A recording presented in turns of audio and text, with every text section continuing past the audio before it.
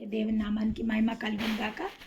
దేవుడిచ్చిన మరొక మంచి దినముకై ఆయన ఇచ్చిన అవకాశానికై దేవాది దేవునికే స్తుతులు స్తోత్రములు. ఈరోజు దేవుడు కీర్తనల గ్రంథము 32వ అధ్యాయము 8వ వచనం ద్వారా ఈరోజు దేవాది దేవుడు మనతో మాట్లాడడానికి దేవుడు కృప చూపిస్తున్నందుకు ఆయన నామానికే స్తుతులు స్తోత్రములు. ఈరోజు దేవుడు మనకిస్తున్న వాగ్దానం ఏంటంటే, నీకు ఉపదేశములు చేసేదను, నీవు నడవవలసిన మార్గంలో నీకు బోధించదను. దేవుని నామానికి మహిమ కలుగును గాక. ఏమంటుండంటే, దేవాది దేవుడు ఈరోజు మనతో నీకు ఉపదేశములు చేసేదను, నీవు నడవవలసిన మార్గంలో నీకు బోధించదను. దేవుడు మనకు ఉపదేశకుడై ఉన్నాడు. ఆయన ఎప్పుడైతే మనకు ఉపదేశకుడు ఉన్నాడో, ఆయన నుంచి మనం ఎప్పుడైతే వినడానికి మనము అలవాటు పడతామో, లేదా ఆయన నుంచి మనం వింటామో, హీ విల్ గైడ్ అస్. మన ప్రతి క్షణము he is to guide us. మనని ప్రతి క్షణము దేవాది దేవుడు గైడ్ చేస్తుంటాడు. ఏమి వినాలా, ఏమి వినొద్దు, ఏది చెయ్యాలా. ఉపదేశకుడు ఈజ్ అవర్ ప్రీచర్. మనకు ప్రతిసారి ఉపదేశిస్తుంటాడు, వాక్యాన్ని ఉపదేశిస్తుంటాడు, వాక్కును ఉపదేశిస్తుంటాడు, అదేవిధంగా క్రమాన్ని ఉపదేశిస్తుంటాడు, క్రమశిక్షణను ఉపదేశిస్తుంటాడు. ఒక టీచర్, ఒక స్కూల్లో పిల్లలను మనం ఎందుకు జాయిన్ చేస్తాం? ముట్టిగా బుక్స్ చదువుకోవడానికి, అంటే ఆ బుక్స్ నుంచి వచ్చే ఎడ్యుకేషన్ కోసమే కాదు. మనం ఒక స్కూల్లో పిల్లలను జాయిన్ చేయడానికి కారణం ఏంటంటే, first they will learn the discipline in the school. ఆ స్కూల్లో చిన్న ప్రాయం నుంచే ఆ స్కూల్లో ఒక డిసిప్లిన్ అనేది నేర్చుకుంటారు. ఎప్పుడు ఏది చేయాలా, ఎప్పుడు చదువుకోవాలా, ఎప్పుడు లంచ్ బ్రేకు, ఎవ్రీథింగ్. అంటే స్కూల్లో ఒక క్రమశిక్షణ. ఇప్పుడు 9 o'clock స్కూల్ అంటే అందరు స్టూడెంట్స్ 9 o'clock జాయిన్ కావాలా, లేదా తర్వాత 3 o'clock దాకా మనం స్కూల్లో ఉండాలా. ఫస్ట్ స్కూల్కి రాగానే ప్రేయరు, అదే లంచ్ బ్రేకు, టీచర్స్ మనల్ని గైడ్ చేస్తుంటారు. అదేవిధంగా ఒక క్రమశిక్షణ కోసం ఏ విధంగా స్కూల్లో మనం జాయిన్ అవుతామో, అదేవిధంగా దేవుడు మనకు ఉపదేశకుడై ఉన్నందుకు దేవాది దేవునికి వందనాలు. మనం నడవవలసిన మార్గంలో మనం ఏ క్రమంలో ఉండాలనో, ఏ విధంగా మనం ప్రవర్తించాలనో, ఎవ్రీథింగ్ మనకు దేవుడు ఉపదేశం చేస్తాడు. ఎప్పుడు ఉపదేశం చేస్తాడు ఆయన? ఎప్పుడైతే మనం ఆయన దగ్గరికి రాగలుగుతామో. ఇప్పుడు స్కూల్లో పిల్లలను వేస్తేనే టీచర్స్ వాళ్ళకి చదువు చెప్పగలుగుతారు. స్కూల్లో వేయకపోతే టీచర్స్ వాళ్ళ ఇంటికి పోయి ఏం చెప్పలేరు, లేదా ఇంకెక్కడ చెప్పలేరు. కాబట్టి ఎప్పుడైతే దేవాది దేవుని సమక్షంలో మనకు వచ్చి మనం దేవాది దేవునికి అప్పచెప్పుకుంటామో, ఇక్కడ ఏమంటుండంటే, నీకు ఉపదేశము చేసేదను, నీవు నడవవలసిన మార్గంలో నీకు బోధించదను, నేను నీ పిల్లలను ఉపదేశించదను. యెషయా 54లో దేవాది దేవుడు ఏమంటుండంటే, నేను నీ పిల్లలకు ఉపదేశం చేసేదను. పిల్లలకు చిన్న ప్రాయం నుంచే. ఇక్కడనేమో మనకు ఉపదేశం చేస్తా అని చెప్తుండు దేవుడు. కానీ యెషయా 54లో దేవాది దేవుడు ఏమంటుండంటే, నీ పిల్లలకు నేను ఉపదేశము చేసేదను. ఏమంటుండో, నీ పిల్లలకు నేను ఉపదేశము చేసేదను, వాళ్ళకి అధిక విశ్రాంతిని నేను కలుగజేసేదను అనేసి ఏమంటుడు. నీ పిల్లలు యెహోవా చేత ఉపదేశము నందుడు. యెషయా 54:12లో దేవుడు ఏమంటుండంటే, నీ నేను ఉపదేశం చేసేదను. నీ పిల్లలందరూ యెహోవా చేత ఉపదేశం నందుదురు. మనమందరము ఆయన పిల్లలము. మనమందరము దేవుని చేత ఉపదేశములు పొందేదము. ఉపదేశములు అంటే ఏంటి అంటే, మనం ఏ మార్గంలో నడవాలా, మనం ఏది చేస్తే మంచిది, ఏ విధంగా మన ప్రవర్తన ఉండాలా, ఏ విధంగా మన మాట ఉండాలా, ఏ విధమైన క్రమంలో మనము నడవాలా, ఇదంతా దేవుని చేత ఎప్పుడైతే మనం ఉపదేశంని మనం పొందుకుంటామో, ఏ విధంగా స్కూల్ చదువుకున్నాక మనము స్కూల్ అయిపోయినాక తర్వాత కాలేజ్ అయిపోయినాక, తర్వాత డిగ్రీ అయిపోయినాక, తర్వాత మనం జాబ్స్ అయినాక ఏ విధంగా సెటిల్ అవుతామో, చిన్న ప్రాయం నుంచే దేవుడు ఏమంటుండే, నీ పిల్లలకు ఉపదేశం చేసేదను. చిన్న ప్రాయం నుంచే దేవుడు మనకు ఉపదేశం చేస్తుంటాడు. ఎప్పుడైతే ఆ ఉపదేశం వినగల చెవులు, గ్రహించగల హృదయం కలవారు ధన్యులు అని రాయబడ్డది. చిన్నప్పటి నుంచే ఎప్పుడైతే దేవుని క్రమశిక్షణ, దేవుని మాటలను, ధర్మశాస్త్రము మనకు బాలశిక్షకుడు ఆయను. ఇప్పుడు మనం ఉన్నది కృపాయుగం. ఇప్పుడు కంటికి కన్ను, పంటికి పన్ను, శిక్ష, ప్రాణానికి ప్రాణము, ఆ యొక్క ధర్మశాస్త్రం కింద మనం లేము. మనం కృప కింద ఉన్నాం. మనం చేసిన పాపములు, చేస్తున్న పాపములను, చెయ్యబోవు పాపములకు యేసు ప్రభు తన కల్వరి సిలువలో మన నిమిత్తము ఆయన గాయపరచబడ్డాడు, ఆయన మొత్తబడ్డాడు. మనకు రావాల్సిన శిక్ష ఆయన అనుభవించి మనకు ఆ యొక్క కృపకు వారసులుగా మనకు చేస్తున్నారు. అయినప్పటికీ ధర్మశాస్త్ర క్రమము కింద మనము లేనప్పటికీ ధర్మశాస్త్రం అంట మనకు బాలశిక్ష కూడా అయ్యను. అంటే ధర్మశాస్త్రం కింద ఎప్పుడైతే మనం ఉంటామో తప్పేందో ఒప్పేందో మనకు తెలుస్తుంది. ఎప్పుడైతే మనకి ఏబిసిడీలు దిద్దడము రాయడం వస్తుందో we can form the sentences. ఒకవేళ మనకి ఏబిసిడీలే రాకపోతే మనం సెంటెన్స్ ఫామ్ చేయలేము. అదేవిధంగా ధర్మశాస్త్రము మనకు ఏది రాంగు, ఏది రైటు, ఏది క్రమము, నీ తల్లిదండ్రులని ప్రేమించాలా, అదేవిధంగా నీ దేవుడైన యెహోవాని ప్రేమించాలా, ఇతరుల విగ్రహాలు ఎదురుగా మనం సాగిలా పడొద్దు. ఎన్నో విషయాలు ధర్మశాస్త్రం ద్వారా మనం నేర్చుకున్నాం. నరహత్య చేయొద్దు, వ్యభిచరించొద్దు, ఇవన్నీ మనం ఎక్కడ నేర్చుకుంటాము? ధర్మశాస్త్రంలోనే మనం నేర్చుకుంటాము. ధర్మశాస్త్రం అందుకే మనకు బాలశిక్ష కూడా అయ్యను. యేసు ప్రభు ఆయన 33.5 సంవత్సరాలు ఈ భూలోకంలో జీవించి 3.5 సంవత్సరాలు ఆయన పరిచర్య చేసిండు. ఆ యొక్క 3.5 సంవత్సరాలలో ఆయన దేవాలయంకి వెళ్ళి అక్కడ దేవాలయంలో ఆయన బోధిస్తుండేనంట. ఆయన ఒక ధర్మశాస్త్ర ఉపదేశకుడు. Our God is also a preacher and the teacher. ఆయన ధర్మశాస్త్రంని ఆయన సంఘాలలో ఆయన ఉపదేశిస్తుండే, ఆయన వాక్యాన్ని ప్రచురం చేస్తుండే. అక్కడ ధర్మశాస్త్రకుల వాళ్ళ దగ్గర ఆ ధర్మశాస్త్రంనైనా తర్కించి వాళ్ళకి ఇది కాదు, ఇట్లా ఈ విధంగా దీన్ని బోధించాలా అనేసి వాళ్ళకు చెప్తుండే. అందుకే యేసు ప్రభు వాళ్ళందరికీ వ్యతిరేకంగా అయిండు. ఈయనెవరు మా మధ్యలో వచ్చి మాకు ధర్మశాస్త్రం చెప్పడానికి, ఈయనకేం అధికారం ఉంది అనేసి వాళ్ళందరూ యేసు ప్రభు మీద కోపం తెచ్చుకొని, ఒక రకమైన పగ తెచ్చుకొని, ఈయన ఇంకా ఉండొద్దు మన మధ్యలో, ఎందుకంటే నేమ్, ఫ్రేమ్, ఫేవర్ ప్రతిదీ మేము బోధిస్తున్న ప్రతిదీ ఈయన వచ్చి తర్కిస్తుండు, ఈయన వచ్చి దాన్ని ఎక్స్ప్లెయిన్ చేస్తుండు.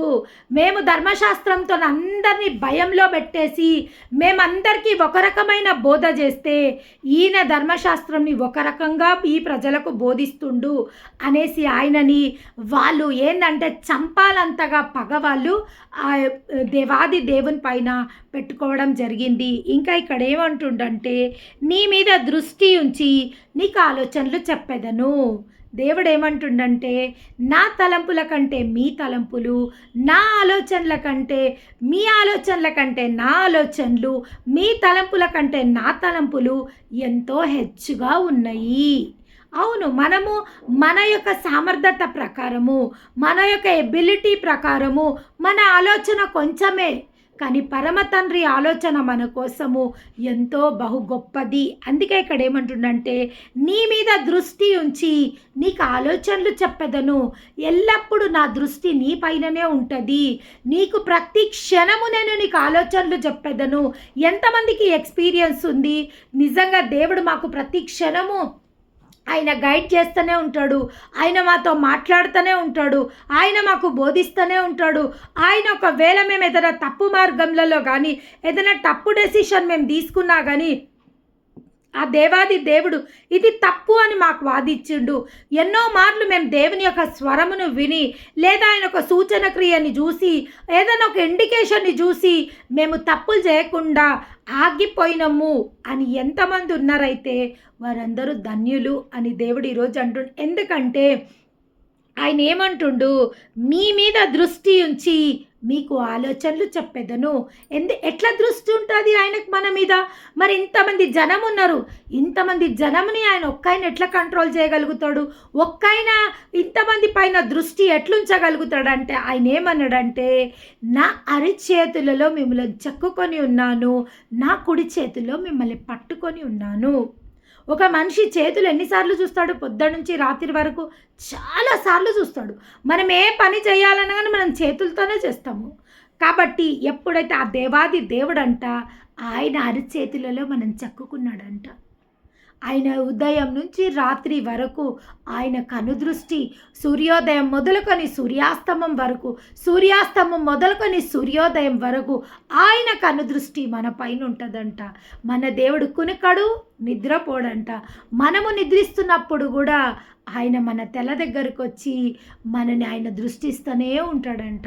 మనకు కావాల్సినవన్నీ ఆయన ఎప్పుడు సమకూరుస్తాడంట? మనం పడుకున్నప్పుడే.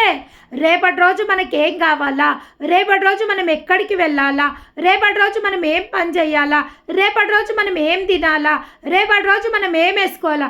ఎంతమందికి ఎక్స్పీరియన్స్ ఉందో లేదో నాకైతే తెలియదు, కానీ I have a full experience on this.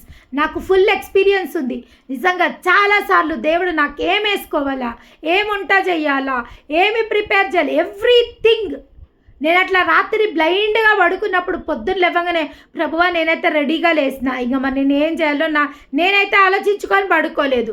Sometimes నేను ఆలోచించుకున్నప్పుడు ఫెయిల్ అయినా, కానీ దేవుని పైన ఆధారపడ్డప్పుడు నేను ఎప్పుడు ఫెయిల్ కాలేదు. ఎందుకంటే నా ఆలోచనల కంటే ఆయన ఆలోచనలు, నా తలంపుల కంటే ఆయన తలంపులు ఎంతో గొప్పవై ఉన్నాయి. He's our provider. మనకేం కావాలో మనకన్నా ఎక్కువ ఆయనకు బాగా తెలుసు. మనం ఈరోజు అనుకుంటాం ఇది మనకు మంచిది, అది మంచిది కావచ్చు, మంచిది కాకపోవచ్చు, maybe or may not be. కానీ దేవునికి తెలుసు మనకి ఏది మంచిదో, ఏది శ్రేష్టమైనదో, ఆయన బిడ్డలమైన మనకు ఏది శ్రేష్టమైనదో, ఏది మనకు లాభకరమైనదో, దేన్ని బట్టి మనం ఆనందించగలుగుతాము, దేన్ని బట్టి మనము ఉల్లసించగలుగుతాము, దేన్ని బట్టి మన యొక్క కార్యాలు సఫలం జరుగుతాయో మనకంటే ఆయనకు బాగా తెలుసు. అదేవిధంగా ఆయన ఏమంటుండంటే ఈ 31:24 వచనంలో, యెహోవా కొరకు కనిపెట్టుకొని వారల్లారా మీరందరూ మనస్సుని ధైర్యము వహించి నిబ్బరంగా ఉండుడి. దేవుని నామానికి మహిమ కలుగును గాక. ఈరోజు ఎంతోమంది బిడ్డలు ఈ యొక్క వాక్యము ఎంతోమందికి అవసరం అయి ఉన్నది. చాలామంది బలహీనులైపోయి ఉన్నారు, చాలామంది బిడ్డలు ధైర్యం చెడి ఉన్నారు. చాలామందికి అసలు మేము ఏ మార్గంలో వెళ్ళాలా, అసలు మా యొక్క పనులు సఫలమవుతాయా లేదా, మేము ఏ మార్గంలో నడవాలా, ఏ మార్గంలో నడుస్తే ఈ యొక్క ప్రయాణంలో మేము సఫలత చెందుతాము, మా యొక్క ప్రయాణాలు సఫలమవుతాయని ఎంతోమంది ఈరోజు సంసిద్ధంలో ఉన్న, ఆ యొక్క డిస్టర్బెన్స్లో ఉన్న ప్రతి ఒక్కరితో దేవాది దేవుడు ఈరోజు మాట్లాడుతున్న మాట ఇది. ఎందుకంటే ఈ వాక్యం వింటున్న చాలామందికి దేవుడు ఈరోజు జవాబు ఇవ్వబోతుండు.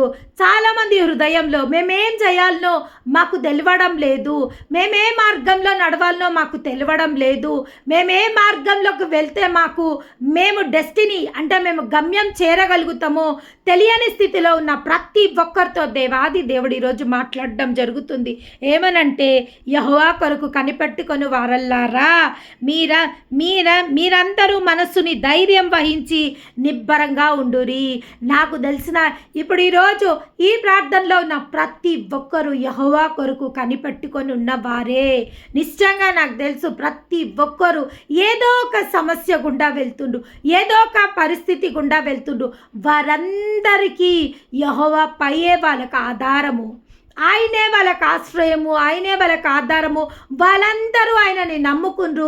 ఆయనపై ఆధారపడి ఉన్న ప్రతి ఒక్కరితో దేవాది దేవుడి రోజు మాట్లాడుతున్న మాట ఏంది అంటే, యెహోవా కొరకు కనిపెట్టుకుని వారల్లారా మీరందరూ మనస్సుని ధైర్యం వహించి నిబ్బరంగా ఉండురి. యెహోషువతో దేవుడు మాట్లాడుతుండు, యెహోషువ నీవు నిబ్బరం కలిగి ధైర్యంగా ఉండు, నువ్వు భయపడాల్సిన అవసరం లేదు. నువ్వు ఏ విధంగా ఈ ప్రజలను నడిపిస్తావో, ఏ విధంగా నువ్వు ముందుకు వెళ్తావో నువ్వు భయపడాల్సిన అవసరం లేదు. నిబ్బరం కలిగి ధైర్యంగా ఉండు, ఎందుకంటే దేవాది దేవుడు నీ పక్షంలో ఉన్నాడు. నువ్వు ధైర్యంగా ఉండు. నువ్వు దేని విషయంలో జడియనవసరం లేదు, భయపడనవసరం లేదు. ఏ విధంగా నువ్వు ఈ ప్రజలని నడిపించాలనో, ఏ విధంగా నువ్వు ఈ ప్రజలని వాగ్దాత దేశంలోకి తీసుకువెళ్ళాలనో ఐ విల్ గైడ్ యూ. నేను నీకు ఉపదేశం చేసేదను. నీవు నడవవలసిన మార్గంలో నేను నిన్ను నడిపించదను. ఈరోజు ప్రతి ఒక్కరితో దేవాది దేవుడు సెలవిస్తున్నదేదనగా, నేను ధైర్యం వహించండి, మీరు నడవవలసిన మార్గంలో నేను మిమ్మల్ని నడిపిస్తాను, కాబట్టి మీరు ధైర్యంగా ఉండమని ఈరోజు దేవాది దేవుడు మనతో సెలవివ్వడం జరుగుతుంది. నిబ్బరం కలిగి ఉండండి, ధైర్యంగా ఉండండి, జడియడానికి అవసరం లేదు. ఎందుకంటే మీరు నడవవలసిన మార్గంలో నేను మిమ్మల్ని నడిపిస్తాను.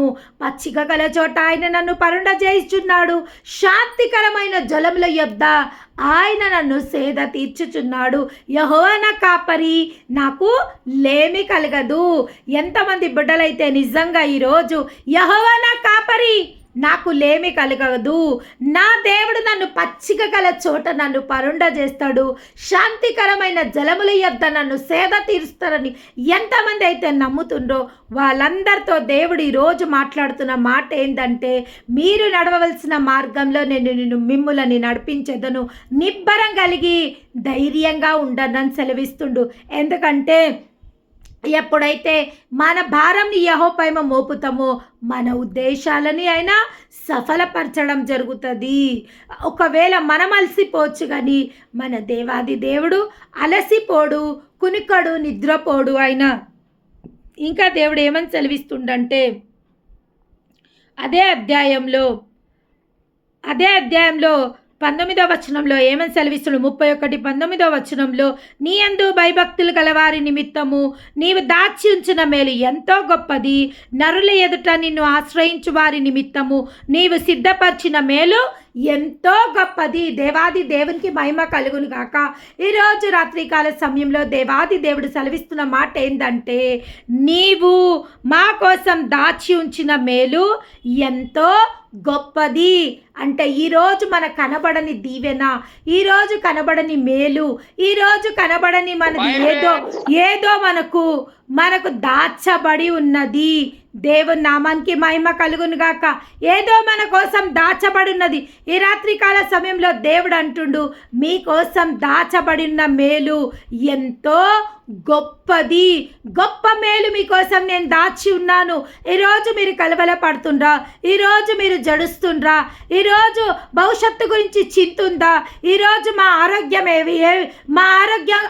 మీ ఆరోగ్యం కోసం ఈరోజు చింతుందా, లేకుండా మీ సమృద్ధి కోసం చింతుందా, లేదా మీ యొక్క సమస్యల కోసం చింతుందా, రక్షణ కోసం చింతుందా? ప్రతి ఒక్కరితో దేవాది దేవుడు మాట్లాడుతున్న మాట ఏంటంటే, ఏమంటుండంటే, నీవు నీకోసం నిమిత్తము నీ అంత భయభక్తులు గల వారి నిమిత్తము నువ్వు దాచి ఉంచిన మేలు ఎంతో గొప్పది.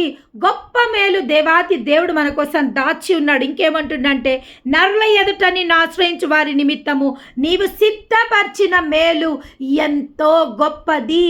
అవును, అన్యజనుల ఎదుట మనని అవమానానికి అప్పజెప్పే దేవుడు కాదు, మనకు నిందలకు అప్పజెప్పే దేవుడు కాదు. అన్యులు అంటుండ్రంట, దావీదు భక్తుడు సెలవిస్తుండు, ఏమంటుండంట, నీ దేవుడే మాయను అని ఈ ప్రజలు నన్ను ప్రశ్నిస్తారు, ప్రభువా నీ దేవుడేడి, నీ దేవుడు చూస్తలేడా, ఇంతగానం ఇబ్బందులు గుండా నువ్వు వెళ్తున్నావు, ఇంతగానం శ్రమల గుండా వెళ్తున్నావు, నీ దేవుడే మాయను అని అన్యజనులు నన్ను అంటారు. ప్రభువా ఇది న్యాయం కాదు కదా తండ్రి, ఇది నీ నామానికి అవమానకరం కదా ప్రభువా.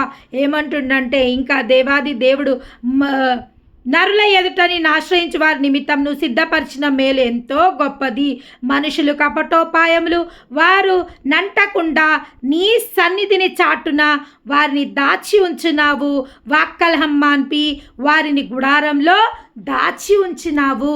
మన దేవుడు ఏమంటుండంటే, ఎవరి నోటి మాట చేత కపటోపాయాలు వారికి అంటకుంటా ఆయన సన్నిధిలో మనని దాచి ఉంచిందంట.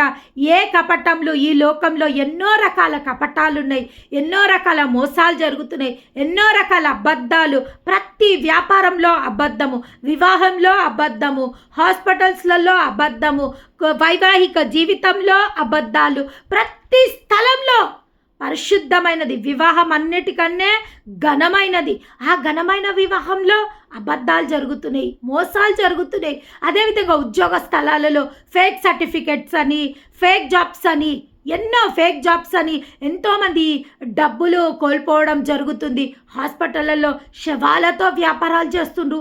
శవాలు మనిషి చచ్చిపోయినా కానీ బతుకుండా అనేసి వెంటిలేటర్ల మీద పెట్టి లక్షలు లక్షలు గుంజుతుండ్రు. మనుషులు కపటోపాయాలతో ప్రతి ఒక్కరు ఈ రోజులలో పన్నాగాలు పన్నుతుండ్రు, కపటాలు పన్నుతుండ్రు. ఆ ఆస్తుల కోసం అన్నదమ్ములే గొడవలు పడుతుండ్రు. ఒక్క తల్లికి పుట్టిన పిల్లలే కపటాలతోని, మోసాలతోని, దగాతోని ఎన్నో రకాలుగా వాళ్ళు మోసాలకు గురి అవుతుండ్రు. కానీ ఈరోజు దేవాది దేవుడు ఏమంటుండంటే, మనుషుల కపటోపాయాలు వారి కంటకుంటా నీ సన్నిధిన చాటిన వారిని దాచి ఉన్నావు. ఈ లోకంలో జరుగుతున్న ఏ కపటాలు, ఏ మనుషుల పన్నుతున్న పన్నాగాలలో, ఏ ఊరులలో మనము చిక్కుకోకుండా దేవాది దేవుడు మనని ఈరోజు దాచుకుంటున్నందుకు, మనని వేరుపరుచుకుంటున్నందుకు, మనని సేద తీర్చుకుంటున్నందుకు దేవాది దేవునికే వందనాలు, స్తోత్రం. ఎంతోమంది హ్యాకర్స్, ఎడ్యుకేటెడ్ పీపుల్స్ని కూడా హ్యాకర్స్ బ్యాంక్లో నుంచి డబ్బులు కాజేయడం జరుగుతుంది. మా సిస్టర్ బీ ఫార్మసీ, ఆమె ఎంతో ఒక సాఫ్ట్వేర్, షీజ్ అ మెడికల్ కోడర్, ఒక యుఎస్ కంపెనీకి ఆమె మెడికల్ కోడర్గా పనిచేస్తుంది. తనకేదో ఏటీఎంలో ఏదో చిన్న ఏమంటారంటే డబ్బులు కట్టేడుతుంది. ఒక ఫోన్ కాల్ రావడం జరిగిందంట, మీరు ఈరోజు డబ్బులు కట్టేస్తే మీకు ఆ ఇంట్రెస్ట్ అంతా మీకు మాఫ్ చేసేస్తాము. ఈ యొక్క మీరు సగం కట్టినా కానీ ఈరోజు మీ డెబ్ట్స్ అన్నీ క్లియర్ అయిపోతాయి అంటే, తన వర్క్ టెన్షన్లో అసలు ఆ కాల్ ఎక్కడి నుంచి వచ్చింది, అది ఫేక్ కాలా లేకుండా అది అఫీషియల్ కాలా తను చూసుకోకుండా తన వర్క్ చేసుకుంటూనే అక్కడ ఫోన్లో మాట్లాడడం జరుగుతుంది. కొంచెం సేపు అయినాక మీకు ఒక ఓటీపీ వస్తుంది, మీరు ఒక ఓటీపీ షేర్ చేస్తే మీ యొక్క బ్యాంక్ ట్రాన్సాక్షన్లో ఆ యొక్క ఏమంటారంటే ఆ యొక్క లోను క్రెడిట్ అయిపోతుంది అని చెప్పడం జరిగింది. లేదు మా హస్బెండ్ వచ్చేదాకా కొంచెం ఆగండి, నేను ప్రెగ్నెంట్గా, ఆమె 9 months ప్రెగ్నెంట్గా ఉంది. ఎట్లా అంటే చాలా కష్టంగా జాబ్ చేస్తుంది. ఎందుకంటే తన డెలివరీ కోసము డబ్బులు సమకూర్చడం కోసము చాలా కష్టంతో 9 months ప్రెగ్నెన్సీలో తన ఆ యొక్క జాబ్ చేస్తుంది. లేదు మీ భర్త వచ్చినాక మేము తర్వాత మాట్లాడతాము, ముందైతే మీరు ఆ ఓటీపీ వస్తుంది మనకు షేర్ చేయండి అన్నప్పుడు తన వర్క్ స్ట్రెస్లో, ఆ ప్రెగ్నెన్సీ ఇరిటేషన్లో ఆ ఓటీపీ షేర్ చేయడం జరిగింది. కొంచెం సేపట్లోనే ఆమె అకౌంట్లో నుంచి ఒక 80,000 రూపీస్ తన డెలివరీకి ఏ డబ్బులైతే పెట్టుకుందో 80,000 డబ్బులు కొట్టేయడం జరిగింది. తర్వాత వాళ్ళ హస్బెండ్ వచ్చి ఫోన్లు చేసి ఆ నంబర్కి ఎన్ని తిట్టినా, ఎన్ని అరిసినా, ఏం చేసినా, సైబర్ కంప్లైంట్ ఇచ్చినా, ఏం చేసినా డబ్బులు మాత్రం రిటర్న్ రాలేదు. ఈరోజు మనుషులు కపటోపాయాలతో మోసం చేయడానికి ఎడ్యుకేటెడ్, అన్ఎడ్యుకేటెడ్ అని ఎవ్వరూ లేరు. ఎప్పుడైతే దుష్టుడు వల ఒడ్డుతుండో ఆ వలలో ఎడ్యుకేటెడ్స్ కానీ, అన్ఎడ్యుకేటెడ్స్ కానీ, యవ్వనులు కానీ, వృద్ధులు కానీ ప్రతి ఒక్కరు ఆ ట్రాప్లో పడిపోవడం జరుగుతుంది. మనుషుల వీక్నెస్ని చూసి దుష్టుడు వల వేయడం జరుగుతుంది. అందుకే ఇక్కడ ఏమంటుండంటే దేవాది దేవుడు, మనుషుల కపటోపాయాలు వారికి అంటకుండా నీ సన్నిధిని చాటున వారిని దాచి ఉంచావు. ఈ మనుషుల కపటోపాయాలు మనకు అంటకుండా దేవాది దేవుడు మనని దాచి ఉంచిందంట. దేవునికి మహిమ కలుగునుగాక. ఇంకా ఏమంటుండంటే వాక్కలహం మాన్పి వారిని గుడారంలో దాచి ఉన్నావు. వాక్కలహము, ఈ గొడవలు ఎక్కడ పోయినా ఈ రోజులలో గొడవలు లేని స్థలము ఎక్కడా లేదు. ప్రతి స్థలంలో గొడవలు.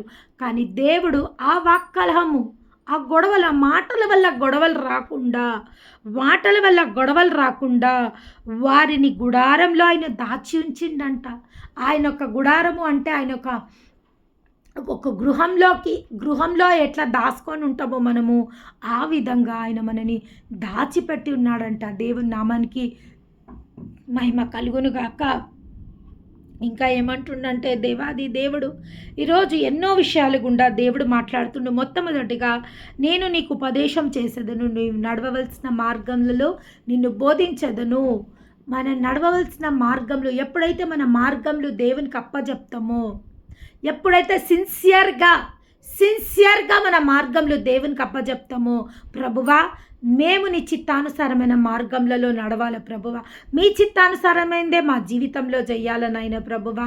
మాకు ముందుగా మోషే ఏమన్నాడంటే, ప్రభువా నువ్వు మాకు ముందుగా రాకపోతే నేను ఈ స్థలం విడిచి వెళ్ళా, నువ్వు మాకు ముందుగా రావాల్సిందే, నీ సన్నిధి నాకు ముందుగా నడవాల్సిందే అని మోషే చెప్పినప్పుడు దేవాది దేవుడు అన్నాడు, మోషే నేను రాలేను మోషే, నేను వచ్చిందనుకో వీళ్ళు నన్ను ఇరిటేషన్ చేసిన, వీళ్ళు నన్ను ఇబ్బంది పరిచిన ఈ అరణ్యంలోనే వాళ్ళని రాల్పేస్తా నేను, వద్దు అన్నప్పుడు, లేదు ప్రభువా నీ సన్నిధి నాకు తోడై ఉండకపోతే నేను ఈ స్థలంని విడిచి వెళ్ళా అన్నప్పుడు, అప్పుడు దేవాది దేవుడు అన్నాడు, నీకన్నా ముందుగా నా యొక్క దూతని నేను పంపిస్తా, నేను నాకన్నా ముందు నీకు మార్గం చూపెట్టడానికి నేను ఒక దూతని నీకు పంపిస్తాను దేవాది దేవుడు సెలవివ్వడం జరిగింది.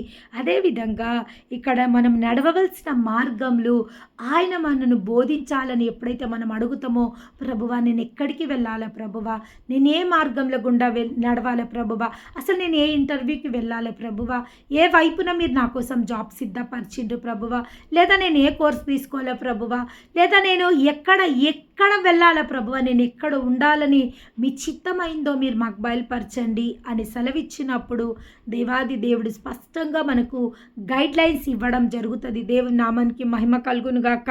ఇంకేమంటుండంటే, నీ మీద దృష్టి ఉంచి నీకు ఆలోచనలు చెప్పేదను.